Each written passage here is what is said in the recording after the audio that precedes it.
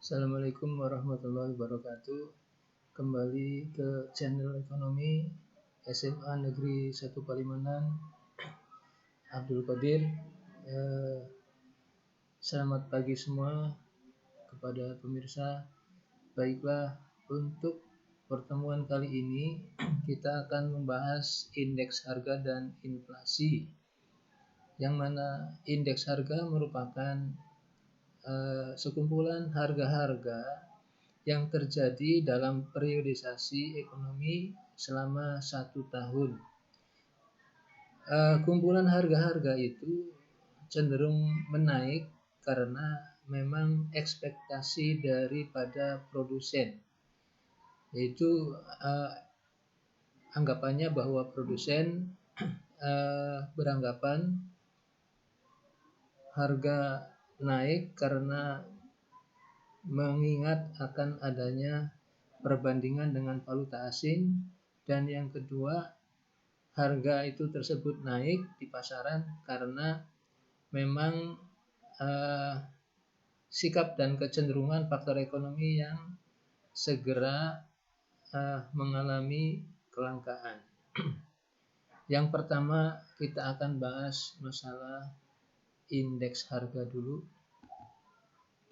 Baik, yaitu indeks harga atau perhitungan angka indeks itu yang pertama kali dipelopori oleh J.R. Carli,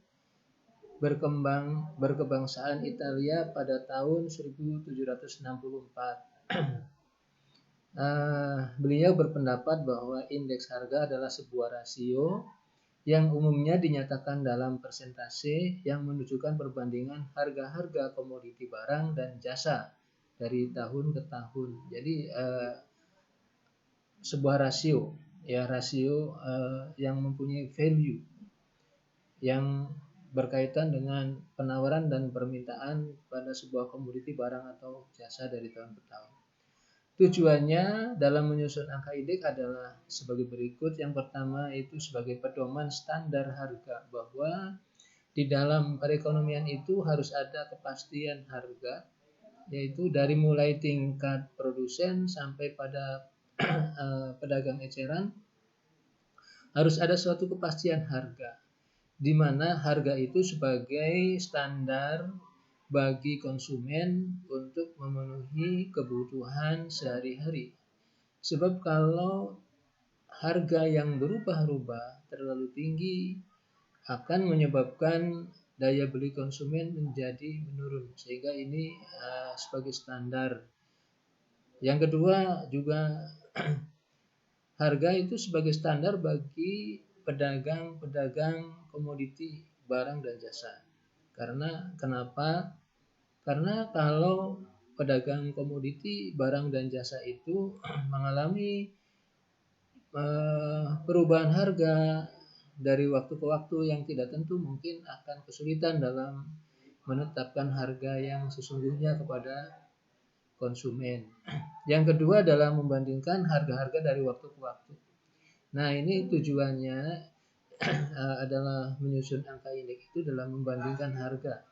Jadi kalau memang harga itu terjadi perubahan, maka itu menjadi sebuah catatan baik bagi produsen ataupun bagi pemerintah.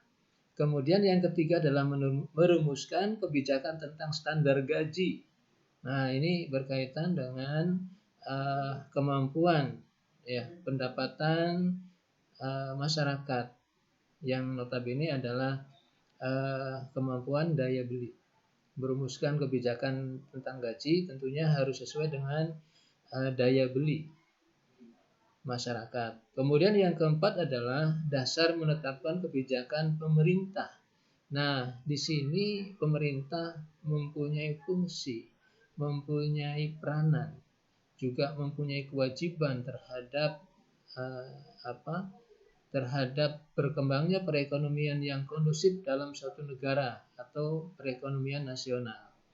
Nah, ini akan menjadi sebuah pijakan dalam membuat regulasi yang tepat guna menetapkan kestabilan ekonomi.